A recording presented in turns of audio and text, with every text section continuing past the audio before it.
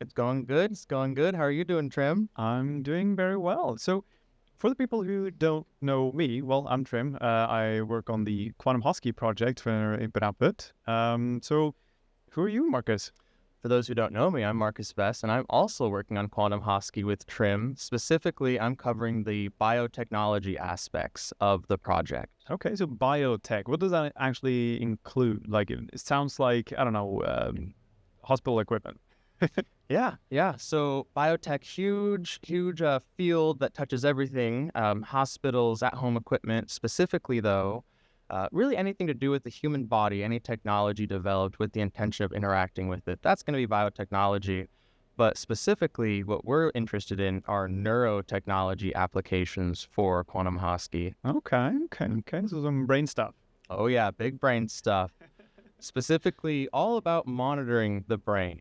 Being able to take a look at and understand what's going on inside there at a true view of the brain from your activity. Nice.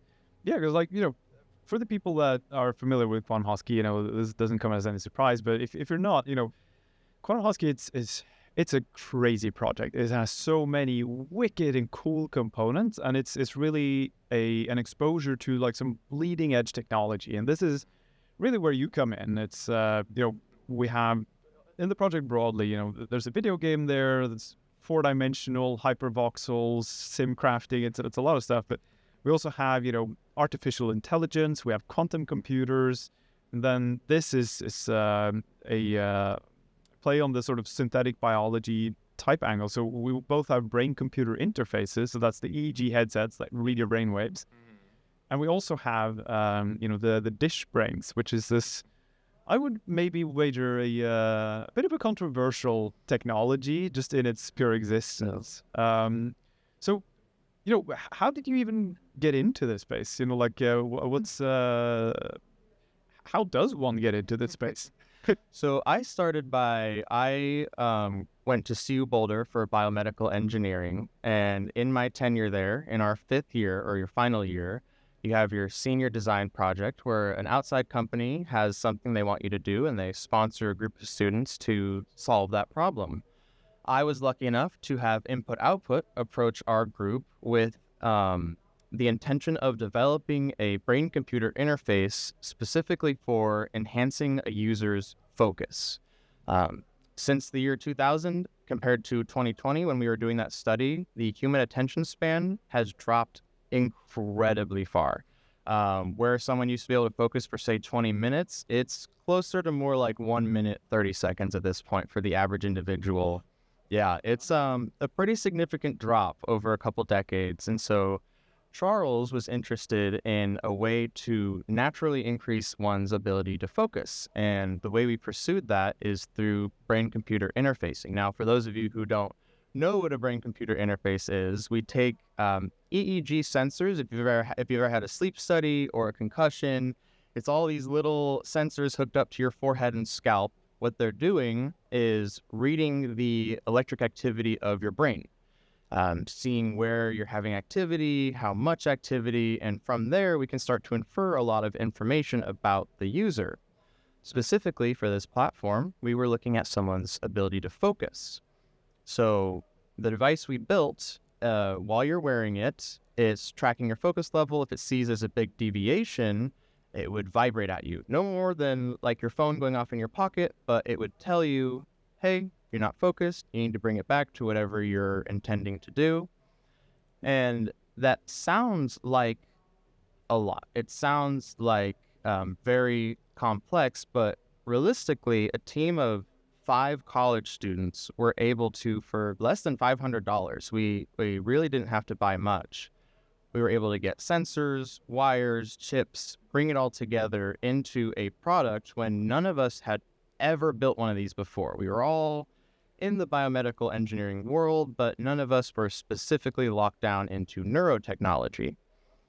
Well, over only a course of 6 months, we were able to build one of these things out using sensors we just purchased online, doing a little bit of light research and light coding. And by the time we finished that up, we presented it to input-output, and they they liked the results enough that they then brought me on board to continue with the project. And only a few months later, I was introduced to the wonderful Trym here, and the Quantum Hosky project was born. Yeah. It almost sounds, like I've heard about these old Zen masters, right? When you're there and you try to meditate, and like if you're like sitting there and pretending to meditate, you kind of doze off a little bit. Like they hit you with a little stick, so it's like, okay, you need to focus. Yeah. But it's, when people think about like brains and computers, like the first thing that came to my mind is, because I was peripherally aware of EEG headsets and or not the headsets, but the technology. Yeah, you put these things, like you kind of tape them to your head, right? And it seems like it's very like, I don't know, in a lab somewhere. There's some guy that has these things, and like on the other hand, you have the more invasive procedures like Neuralink, right? Where you literally open up your head, like you put a chip inside of your brain, and then you hope you don't get an infection and that the device doesn't wear down. Yeah. So, it seemed pretty remote and a little bit extreme, right? But the headsets that we have here on site at, TOKEN2049 in Singapore, and that we had at Rare Evo as well, they're much less, they feel more like something that, is it's closer to what you might think of as just regular technology. Like, I'm wearing a smartwatch right now, and it has a bunch of different sensors, right? Like on your skin, it's measuring, your blood oxygen level and all of this stuff, right? And it's kind of like tracking these things. And I got more a feeling of that. That's kind of much more how it felt, right? This EEG stuff that we're looking at now. So, because the prototype that you made, it was like kind of like a shower cap, right? Like you can literally wear it underneath another hat, right? Yeah. The whole idea was, we did a big survey, and the problem we found most people had with wanting to wear one of these all the time is it didn't look very good. It looked kind of uncomfortable. Why would I wear it through the day? So we made a flexible one that can fit inside of a hat, but that would really help with adoption, as people are like, you don't want to wear it, but the whole idea is it's like an Oura ring or wristwatch just for your mind, right? Using some biosensors, we're picking up data on it, and we can use those in applications, say, like for focus, going back to relaxation. These have the ability to track how relaxed you are, how tired you are. One of my favorite examples of how these are used comes from China. Their public transportation personnel, train drivers, bus drivers, they wear these headsets. It tracks their fatigue levels, and once it finds that they're too tired to safely continue driving the vehicle, even if, say, it hasn't been their entire shift, they got a bad night's sleep beforehand, they're really stressed out, their dispatch is going to be able to see driver A is too tired to keep going, have them pull over at the next stop, driver B will go relieve them. All sorts of things like kids in school with ADHD, instead of giving them pharmaceuticals, have one of these on there. You gotta see, like, oh, you're getting a little bit hyperactive, like, take a lap around school and then you come back. Exactly. Yeah, like my cousin used to do that. Well, and it's interesting, right? Because the challenge has kind of shifted, right? Because if you put, like, go back to 30 years, right? Like 90s. Mm-hmm. The challenge then was really the technology here. Like, these sensors were revolutionary. Right? This is like, this is really the bleeding edge, is just like making the sensor. And it was like, we had to have like a full research facility type thing to even have one of them, right? And I assume it cost, equivalently much. Like, it really had to dig into it. But now the problem that you're working against is, or the challenge that you're working against is more so, how do we use this thing in a way that's, convincing and like productize it? Whereas the sensors themselves, the actual technology that's involved, is pretty, ubiquitous, right? You could go online, you can buy these sensors for a couple of bucks a piece. The challenge space there has really changed, and that's what I think is so interesting, right? Like, what used to be super high tech, only a couple of people in the world have access in some sort of medical lab somewhere. Yeah. You can buy it online on Amazon, right? Like, it's I think it's pretty incredible, because it opens up, right, to more like DIY types that want to, like, just do a little bit of hacking, a little bit of 3D printing, a little bit of testing some stuff out. It's become, as you say, like, you were just a couple of guys, spend a couple of months and, not that much money to make a working prototype of, this thing that used to be completely inaccessible. Yeah, it used to be only if you were at a hospital or in an actual research facility. Even then, you'd be hooked up to, there'd be dozens of wires coming off of you going to this big noisy machine that's interpreting all of the data. Mm-hmm. And then the research team just gets a couple spreadsheets worth of data from that one day that you're in there. Exactly. And then they have to go through manually and do all of this stuff, looking at the data and the charts and everything. Because it reminds me of, these, what are they called in English? The earthquake detecting machines. Oh, yeah. It's kind of like what it looks like, or a lie detector test, right? Where you have this little squiggly line that's kind of following your brain activity. That's kind of the output, right? The raw output. But, the how you process that is also quite an interesting challenge. Like, how do you go from squiggly lines to seeing if someone's focused or not? Yeah. But, a lot of these problems are kind of solved, right? Like, you can start thinking in terms of like, but how will this impact our the end user? Yeah. So you're going from someone with a very, very specialized, or even a team of specialists, right? Like, writing programs used to be a huge undertaking, but now with, these code generators and co-pilots and all of this AI help that you get, it's, I wouldn't rely on vibe coding alone, but at least it can help you along, right? Like the barrier of entry is lowered significantly. It's almost like we're democratizing innovation. Mm-hmm. It can fill in the gaps in where you don't have that subject matter expertise. You no longer need a fully rounded out team of developers. Mm-hmm. You've got this super assistant that's there to help you in anywhere you don't fully have your understanding in. Mm-hmm. But then as you lean on what you do know, you're able to not, now a mechanical engineer can work on electrical engineer things, and someone with no knowledge, like no formal education in design principles, can start just Google searching, talking to an AI, and start figuring out what they need to order and hook up. And most people know a guy that has a 3D printer if they don't have it themselves, right? Yeah. So yeah, it's really, I don't think this accessibility and approachability has really kind of hit people yet, because it takes a while for a culture to change. Absolutely. But with the exponential increase in technology, like as you mentioned with the EEG headsets, it used to be like you tape these things all over your head, and there were wires that were run back into a computer. And then, the computer thing took a while, and it was like the size of a room. And then, you had this output that, that needed a team to process. And it's like, okay, the wires are no longer coming off of your head, because like battery technology has improved so much that you can literally just like wear the whole thing on your head and, not even worry about like weight or anything, because the battery is so light. And then the actual processing unit, you can either use your phone or a regular laptop, or even like a microprocessor type thing that you can embed into the device.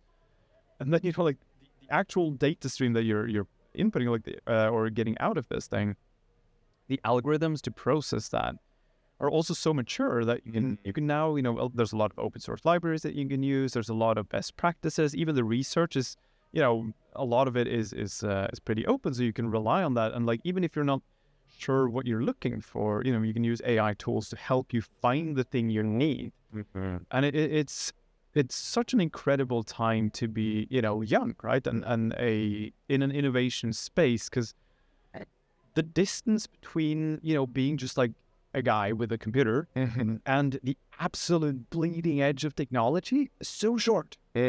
So short. It's right there. Just one bit of knowledge away, one thing that you need to know to be able to apply to, and all of a sudden you're at that jump. Because this technology, EEG, has been around since 1970 is when they started to develop it.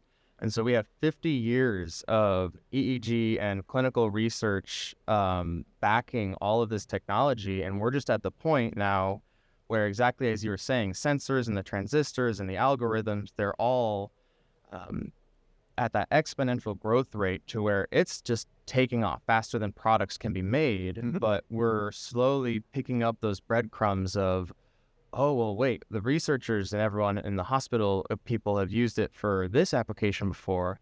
What if we change it into something like, say, our gaming application? One of my favorite examples of how EEG can be used for gaming is in the horror genre. Say you've got a game and there's spiders and there's clowns in the game. person's wearing the headset, and while they're playing the game, it sees that they don't really mind the spiders too much, whenever they appear.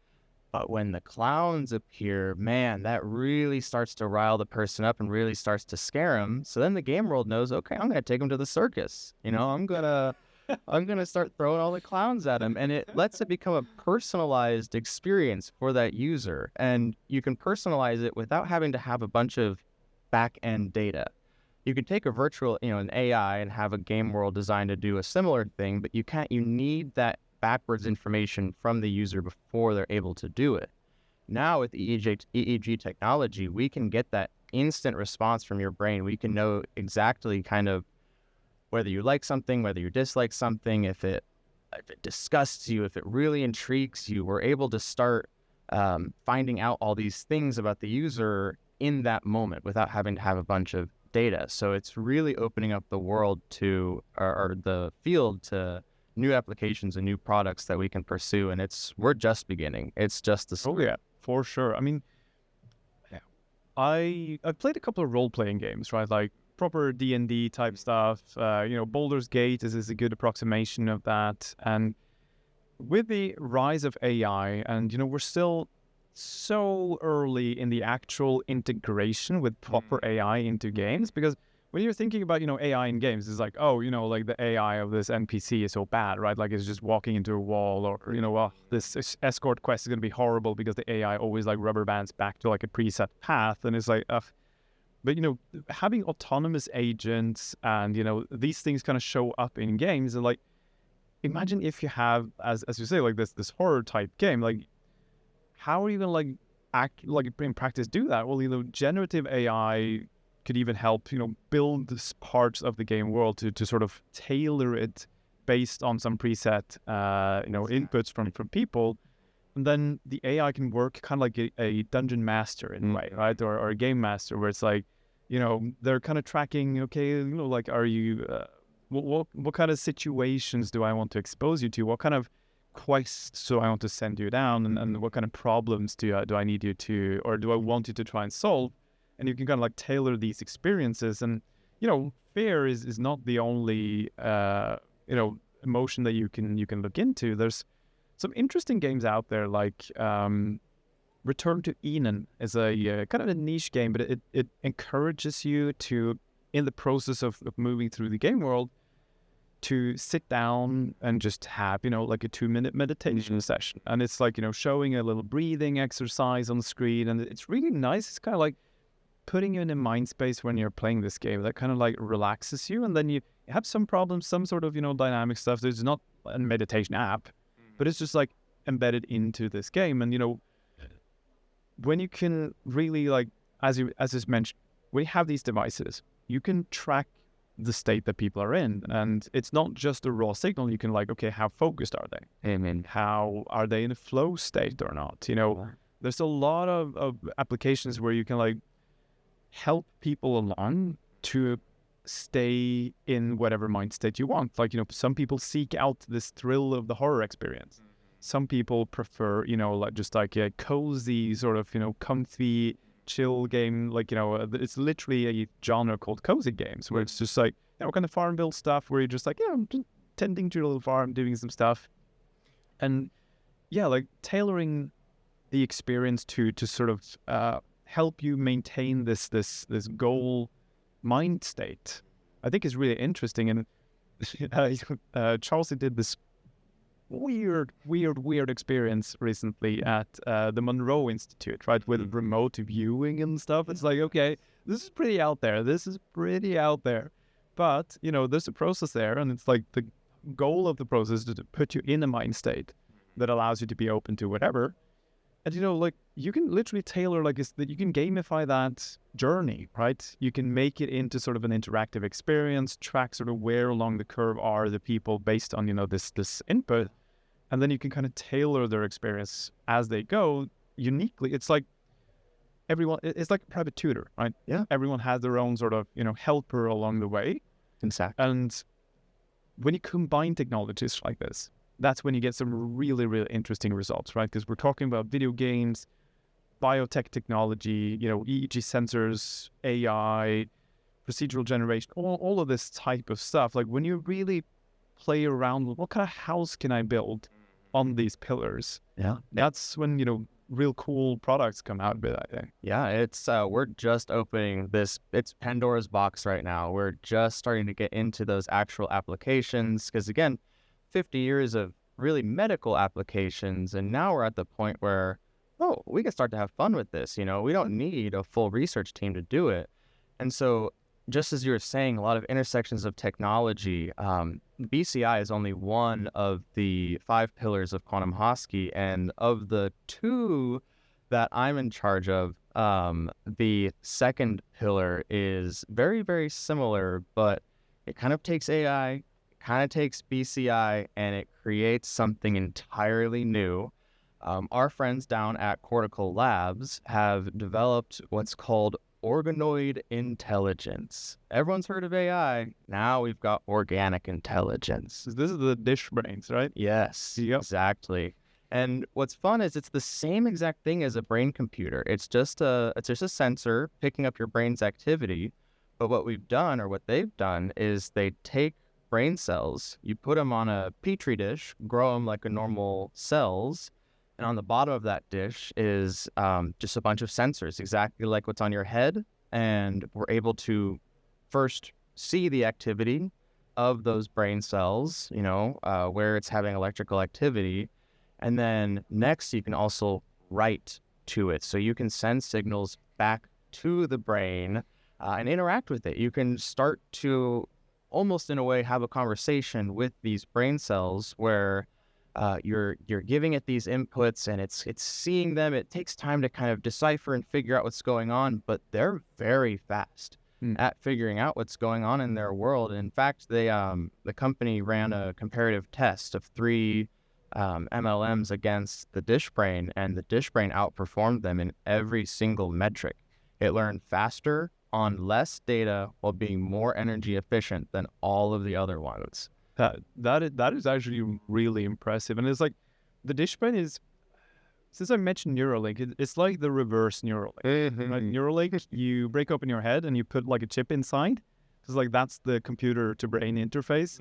Here, it's like you don't break open your head, but you do mesenchymal stem cell conversion into neurons. It is, you know, ethically harvested neurons, basically. Of course. And you put the brain inside the computer.